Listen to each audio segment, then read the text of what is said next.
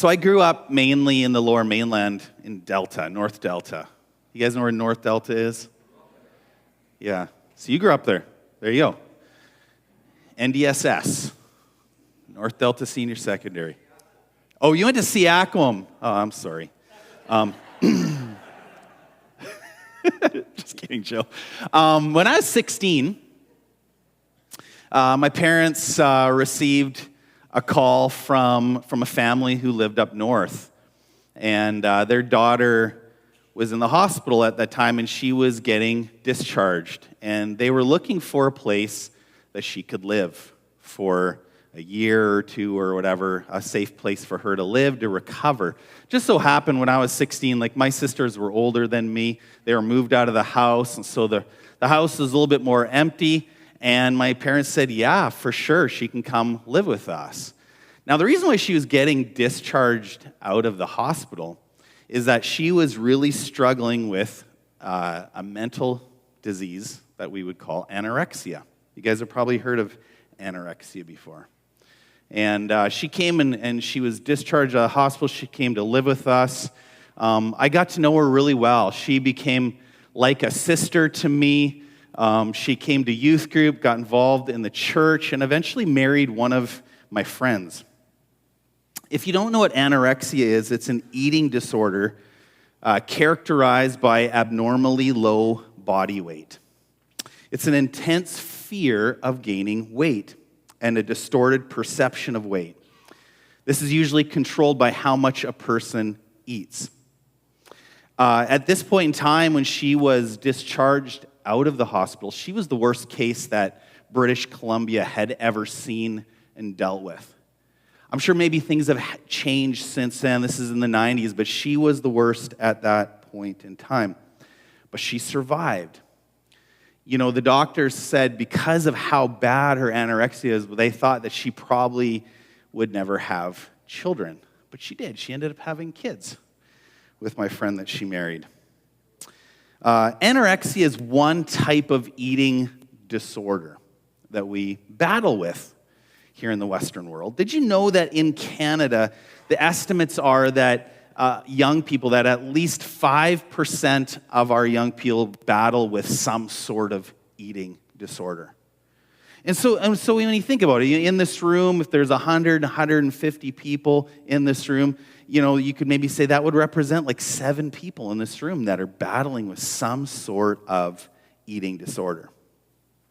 Anorexia is a disease that attacks the body. It's not a virus, it's not a bacteria, but it's a deception that hijacks the mind, programs your mind basically to destroy your own body. A common myth that I've read about anorexia is that when someone who's battling with this disease looks in a mirror, a myth is that they see a fat person. But I've been told that that is actually inaccurate. What they see when they look in the mirror is someone who would be better off if they were just a little bit thinner. I'm not quite there yet. I'm losing weight, but I would just be a little bit better off if I'm thinner. When it comes to people that struggle with eating disorders like anorexia, is that they've already achieved what they're struggling for, and they're really good at it. They're good at losing weight. The problem that they have is they don't know when to stop. And that's like a lot of things in life, right? We can be good at many things, or maybe there's something we enjoy, but we just don't know when to stop. So there's lots of things in life that we can struggle with in that way. I've read that anorexia really popped up on the scene in the Western world with the Industrial Revolution. Before the Industrial Revolution, a couple hundred years ago, food was something that was essential for us to survive. You ate, you looked for food, you produced food, you grew food, you hunted because you needed to survive. Now food has become something since the Industrial Revolution that we struggle with. We struggle in ways when it comes to overeating. We struggle about being overweight. We struggle with worrying about what I'm eating, is it healthy or not? Is there chemicals in it? We struggle with all sorts of stuff, right? But before the Industrial Revolution, food wasn't seen that way. This is something that was needed to survive. The Industrial Revolution also brought something else along with it that's connected to how we see food, and that is wealth. We see money and wealth very differently. The richer a person gets, your priorities shift from what you need to what you want. When our basic needs are met, our appetites continue to grow. That's the thing with wealth, is that as our basic needs are just met, we have food, we have clothing, we have shelter, our appetites don't stop, they just continue. We don't know how to stop our appetites. So our culture is not just unhealthy in regards to how we view food, we've also become unhealthy with how we view money. We don't know how much is enough. When we look in the mirror, similar to someone who's struggling with anorexia, they look in the mirror and they think, I can just get a little bit thinner. And when it comes to our wealth and we look at what we have, we always think, I'd be just a little bit better off if I had a little bit more. Or maybe it's a lot more. The richer we've become over the last 200 years, our priorities really have shifted from what we need to what we want. And we no longer recognize that we are rich. For us in Canada and in the West, we actually live in the richest time in history. Even though it's interesting, when you turn on the news, if you look at YouTube clips and stuff, we see all sorts of things. We experience incredibly high inflation today. Housing is more expensive than it's ever been. Our dollar isn't going as far as we're used to it going. And if you have conversations with people on the street, this is the topic that comes up. When have you not had a conversation about how expensive things are right now? I mean, it's just like, it's almost like more regular than talking about the weather. We talk about this. And yet the reality is that we still live in the richest time in history.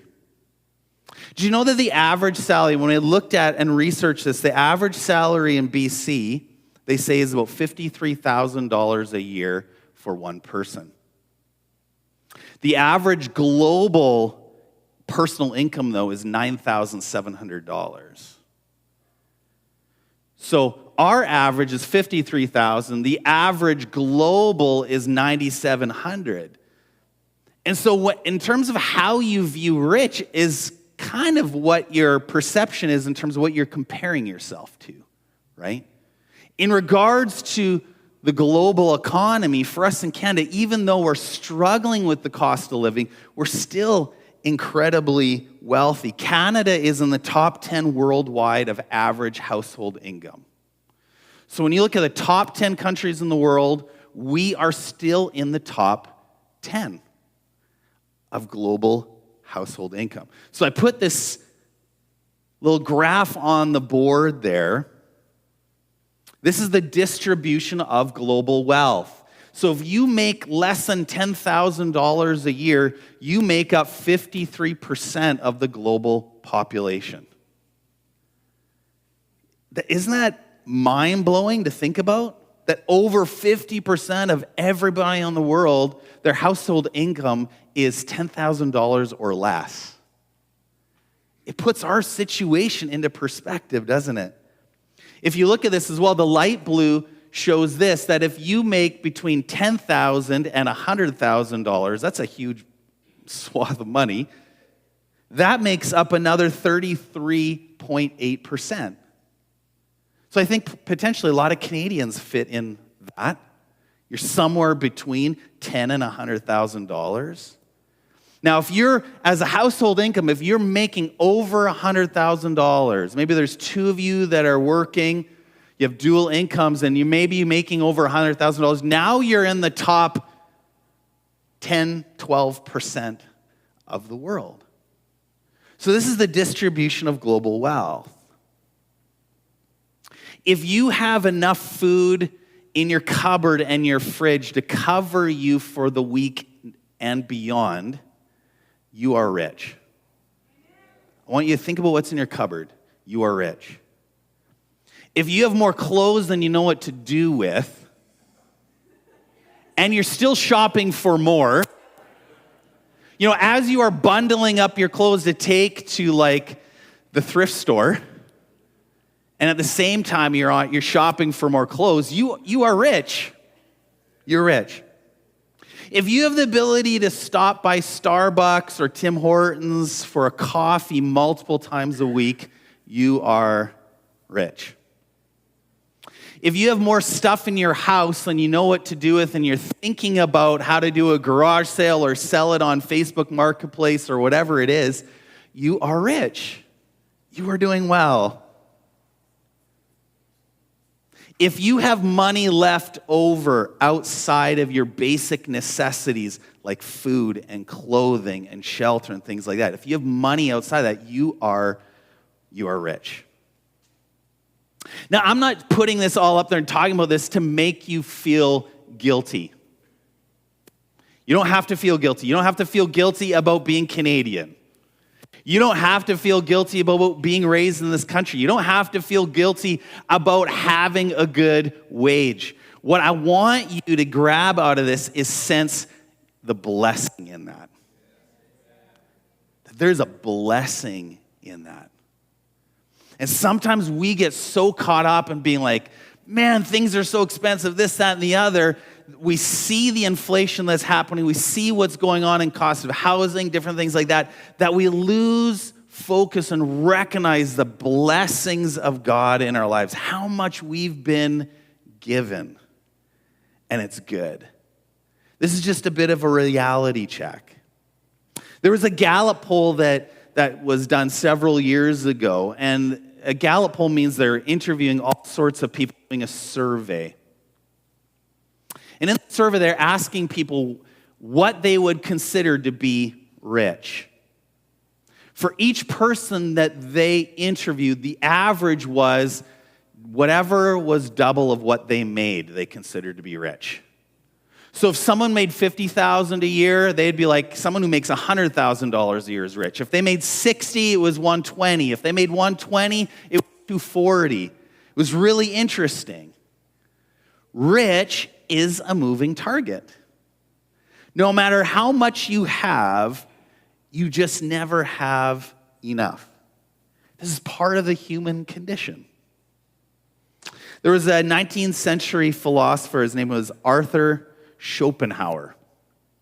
And he said this, he says, wealth is like seawater. The more we drink, the thirstier we become. Isn't that true? I mean, if you've drank seawater, you know it's not quenching your thirst. You're wanting more, right?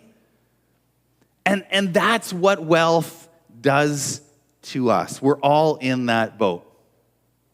And you know what? Rich people aren't always good at staying rich.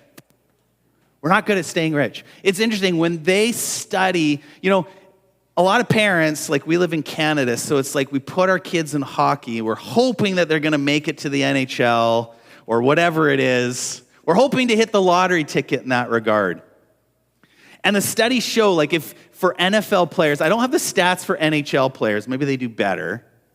But for NFL players, the stats show that 78% of NFL players, once they retire, within 5 years, they're either bankrupt or they're financially stressed. 78%. Can you imagine that? The amount of money they're making. NBA players, it's 60%. Of all the millions they make, within 5 years, they're broke. I mean, we don't know how to stay rich. They've done studies on people who win the lottery. Have you ever wished that you win the lottery? Oh, come on. You buy that ticket. And you're looking at those numbers and you're thinking how it's going to change your life. When they study lottery winners, they realize that 50% of lottery winners, within 5 years, they've spent it all. There's something about 5 years. What's it about 5 years? That's crazy, right? Oftentimes we think about being generous, we believe that we could give away more money if we just had more. We believe that I'll be generous just when I have more. But being more wealthy, being more rich, doesn't necessarily mean you give away more, right? There's a story in the Bible where Jesus and his disciples are sitting at the temple and people are walking by and they're putting their money in the offering box. And there's rich people that are coming by and they're putting offering in. And the disciples are like, oh, look how much money that is, or look how much money that is. And in the story, a little old widow walks by and she puts in like 1 coin. And Jesus is like, she gave way more because she gave everything that she had. It was a little old lady that was more generous than the rich people. And sometimes life is like that. There's this company called the Fraser Institute that studies generosity in Canada. I'm going to show you guys a couple of shocking numbers. In 2023, residents of British Columbia donated 0.73% of their aggregate income. It's kind of like gross income. So when they look at everybody who lives in BC and all the money that they make, the gross amount of money that they make, we give 0.73% of our aggregate income to charity. Guys, that's not even 1%.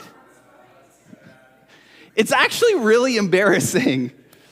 It's pretty embarrassing, actually.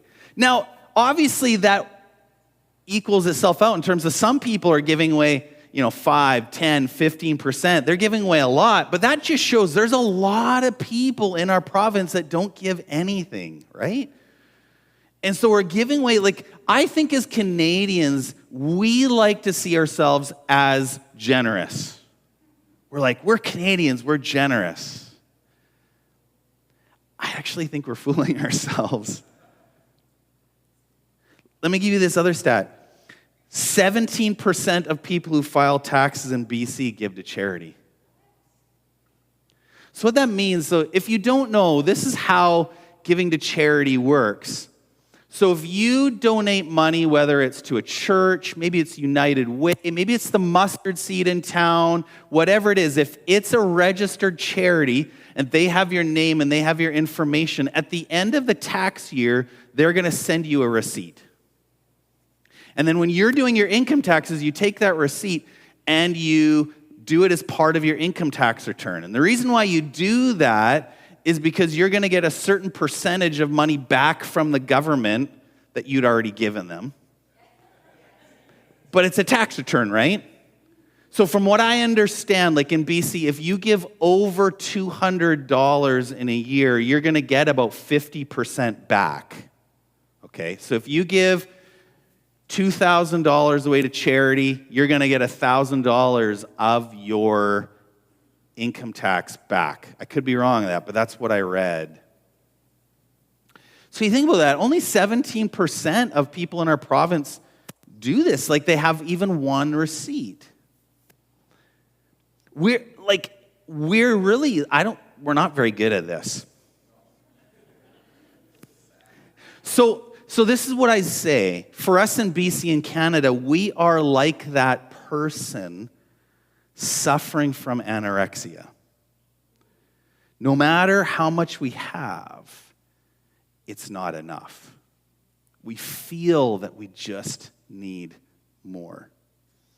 And giving generously is difficult for us because we feel we just don't have enough. We're looking in our financial mirror and we're like, I would give, but I just don't have enough for myself. I think the scriptures would tell us, I think God would speak into our lives and he would say, you will never have enough if you start with that. So Proverbs chapter 11, verse 24 to 25 says this. One person gives freely, yet gains even more. Another person withholds unduly, but comes to poverty. A generous person will prosper. Whoever refreshes others will be refreshed. Here's some words of wisdom for us. This was written thousands of years ago, but it's still relevant for us today. If you are a person who gives freely, you are going to gain even more. What does that look like? I don't know. Does it mean that you're going to gain financially? Maybe, maybe not. Maybe as you give generously, God wants to bless you in other ways. Whatever that gain looks like, that's up to God. So when you give generously, you're not keeping track. It's not like you're keeping score and saying, God, like I've given more than you've given back. No, you give it away and you trust God, knowing that the gain is going to be so much greater than you ever give away. But when you hold on to what you have really, really tightly, you become an impoverished person, whether that's financially or in other areas of your life. A generous person will prosper. I believe this is a promise from God. And when I look throughout my life, when I have seen generous people, there's certain people in my life that have that gift of giving. We're all called to give. I've been talking about spiritual gifts, but some people have that spiritual gift. You know who they are. And when I've met those people who have the gift of generosity, they prosper. It's like God pours out his blessings on them in more ways than just financially, just blesses them. They've learned something from God. That is who God is. God is a generous God. I talked earlier about being an image bearer of Jesus. If you are an image bearer of God, as we get closer to bearing his image, we become generous people. Because that's who God is. He's just generous. So the cost of living is going up. Everything's getting more expensive. But this is the thing that's interesting. Did you know that when you talk to economists today, they're saying that we are on the cusp of seeing the largest wealth transfer in the history of the world in the next 20 years? In the next 20 years, between now and 2045, we're going to see the largest wealth transfer the world has ever seen. The question is going to be, what are we going to do with that wealth? Can you put that thing up there? They're saying that we're going to see a wealth transfer of about $85 trillion in the next 20 years. And so they look at the generations. This graph is showing, this is an estimate of who is going to be receiving this generational wealth. If you are in Gen X,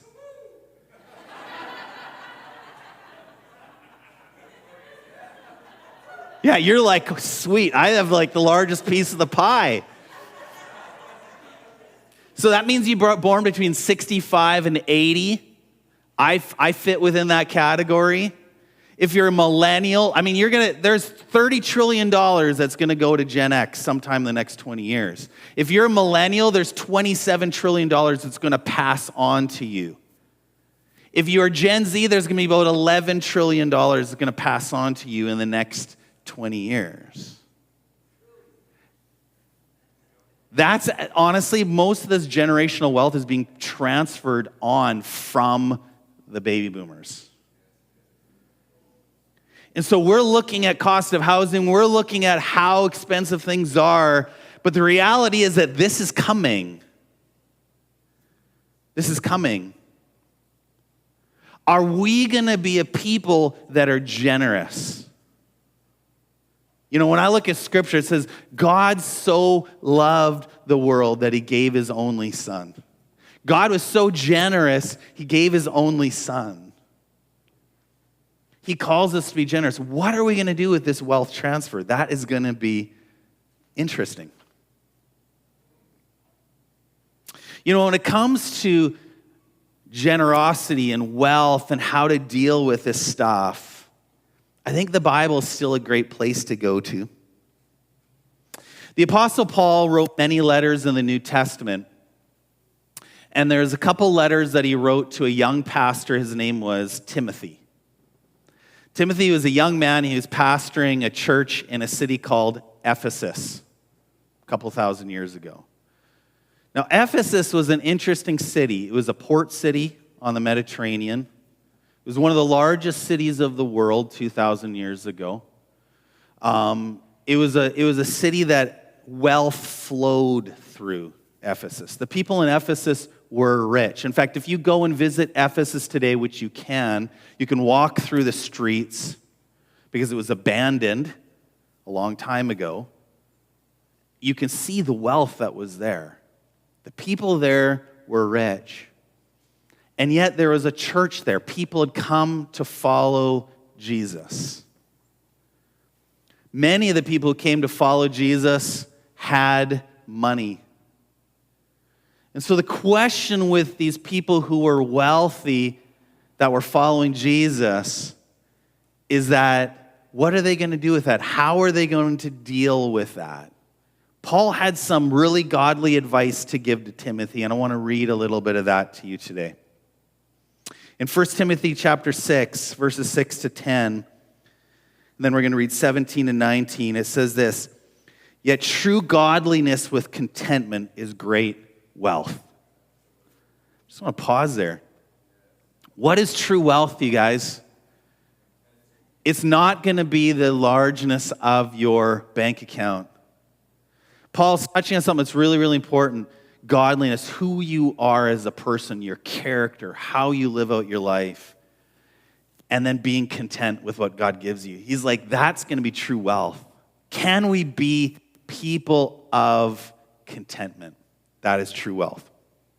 He continues and he says, "After all, we brought nothing with us when we came into the world, and we can't take anything with us when we leave it. So if we have enough food and clothing, let us be content." Right? You brought nothing into this world, and you can earn all the money in the world, and you're going to die one day, and you're not going to be able to bring it with you to heaven.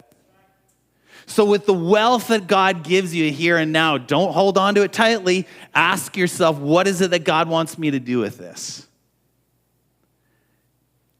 And then he says, if you have enough food and clothing, let us be content. I mean, he's looking at the very basics. Do you know in the ancient world, when you talk about clothing, right? We live in a world of we just wear clothes, throw them away, wear them, throw away, wear them, throw away. In the ancient world, the average person really only had one, maybe two sets of clothing. That was it. So I'm wearing a shirt today. In the ancient world, I was doing well if I had one more shirt. And you'd swap them in and out, right? You'd wash one, wear the other, wash one, wear the other, and that's all you had. I mean, if you had 3 shirts, you were rich. That was the ancient world. Now, I want you to think about your closets today. I mean, it's almost hilarious. And Paul's like, man, if you have enough food, if you have some clothing on your back, he's like, be content. And then he continues in verse 9, he says, "But people who long to be rich fall in temptation, are trapped by many foolish and harmful desires that plunge them into ruin and destruction. For the love of money is the root of all kinds of evil, and some people craving money have wandered from the true faith and pierced themselves with many sorrows." There's a lot of wisdom here for us today. Money is not evil. Money's not evil. You're going to come across money. It's not evil. But he points out this thing is what are you pursuing? What are you pursuing? When we read this, I think oftentimes we go, well, I'm not the one who loves money. And we always look to somebody else, that person is like that, but it's not me. But I think if we're all realistic with where we're at in the 21st century here as Canadians, I think we all struggle with this. We struggle with it. Some people craving money have wandered from the true faith and pierced themselves with many sorrows. I think that this is more true today than ever before. The amount of conversations I've had with people, and we all experience this in our lives as we raise children and people have grown up in church, and something along their path has derailed their faith, and they've walked away from church, they've walked away from faith. And one of the things that I look to is I think that there's something about the richness of our culture today that draws us away from God. Our faith and our trust and our desire is more for things and what the world has to offer and not ourselves. And we're always surprised when we look at third world countries that are more in that 50% that make maybe only $10,000 a year or less, how much faith is such a big part of their lives. Whether you're in poor parts of Asia, Africa, or whatever, how faith is so cornerstone to how they live. They're not relying upon their money. Their money is not their God. They're not worshiping that. They know how delicate their lives are. They know that one day they can have food and the next day it can be gone. They know that one day they have a house, the next day it can be gone. They know how delicate life is, but yet they put their faith in God. For us in the West, we trust in our wealth. We trust in it. We put our faith in it. It has become our God. It's an idol. In verse 17 it says this, "Command those who are rich in this present world not to be arrogant, nor to put their hope in wealth, which is so uncertain, but to put your hope in God, who richly provides us with everything for our enjoyment." Don't be arrogant. There's something about wealth that makes us arrogant. There's something about being able to step out of an expensive car that everybody likes that like puffs us up. There's something about having the big house on the hill that everybody looks at and goes, "Ooh, wow, what a nice hill." There's something about our wealth that gives us arrogance. I was listening to the radio a couple weeks ago. I don't know which station it was, but it was a radio station here in town. And they're asking people, do you treat others that have more money than you? Do you treat others that are wealthy different than others who don't? And they were getting calls on the radio, and everybody was like, they 100% did. They treated people with money differently. They viewed them differently. They gave them more respect. In fact, if you had money, they listened to you more closely. Your opinion was more valuable if you had wealth. There's an arrogance that builds up in our heart with wealth. And we put our hope in that. But it's so uncertain. It's so uncertain. We try and invest in things that have certainty to it, whether it's real estate, whether it's certain stocks that we're like, oh, this is a real certain stock. Like if I watch it, it just continues to go up. And we put our hope and our faith in those things, and it could be gone in the snap of a finger. And all of that is wiped away. And there's this wisdom in here. Do not put your hope in those things. Put your hope in God, because He is going to richly provide for you. And you know what else? It says, and everything for your enjoyment. Everything for your enjoyment. God is not a stingy God. He's not like, I'm just going to give you just enough, just so you're just surviving, just so your life is so hard. Paul's like, no, He's going to give you everything you need and everything for your enjoyment. What do you need in life to have an enjoyable life? Sometimes we fool ourselves. We're like, if I had this toy, if I had that toy. Do you know that when they look at people who have more toys, they're actually more stressed out? trying to upkeep their stuff. So what is the solution to the problem of money? Paul continues. He says this. Tell them to use their money to do good. They should be rich in good works and generous to those in need, always being ready to share with others. By doing this, they'll be storing up their treasure as a good foundation for the future, so that they may experience true life. Paul's giving advice to rich people here. He is. The Ephesians were rich. In fact, I've toured through Ephesus, and there are these areas of Ephesus that are mind-boggling how they lived. You can see down into their houses as they've excavated their houses, and they have these amazing mosaics, tile mosaics that they did on the floors of their houses that today you'd be like, oh my goodness, that would cost thousands and thousands of dollars. So these people were rich. And Paul's like, they have a lot of money. What are you going to do with it? Do good with it. Find ways to be generous. Make plans of being generous. Because by being generous with your money, by being free with your money, you're going to be storing up treasure. Where? Not in the bank.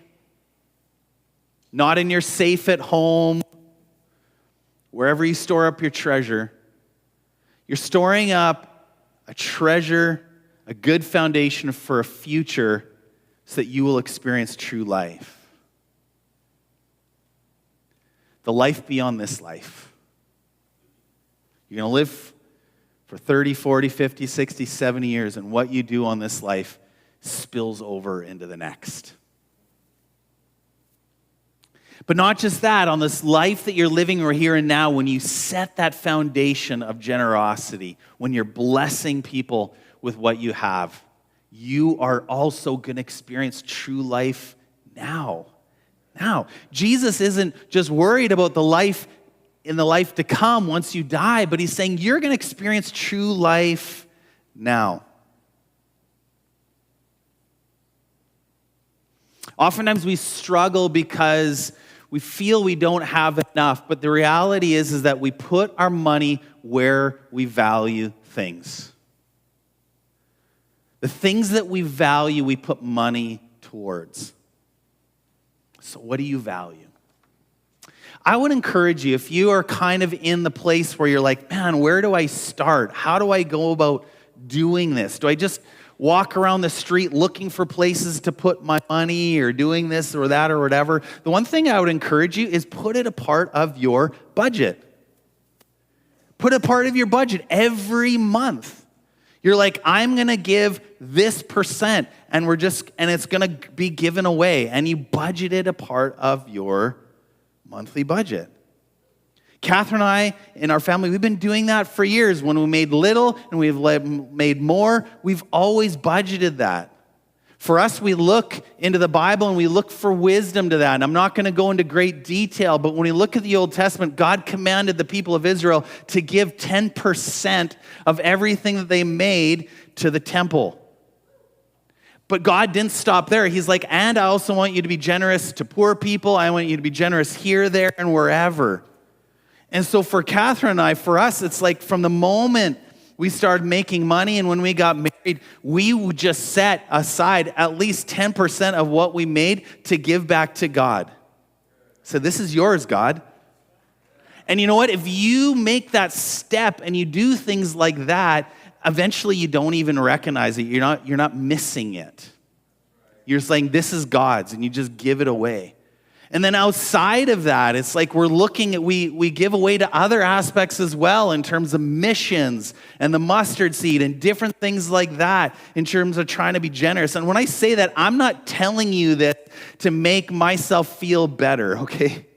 Or to build myself up. I don't want you to make that mistake. The reason I'm telling you this is I want you to know I'm not just preaching this and not wanting to live it out. For me, we do this, but I know in my heart that we can give more. I know personally, it's like, even though I do this, it's just the tip of the iceberg. It's not, I'm like able to look at God and say, hey, God, look at me. Look how generous I am. For how rich we are, 10%'s like, no. But you start somewhere. Maybe you're a person, you're like, man, that sounds like way too much. Maybe you start with like 1%, and you're like, hey, I did this. And the next month you go to 2% or whatever.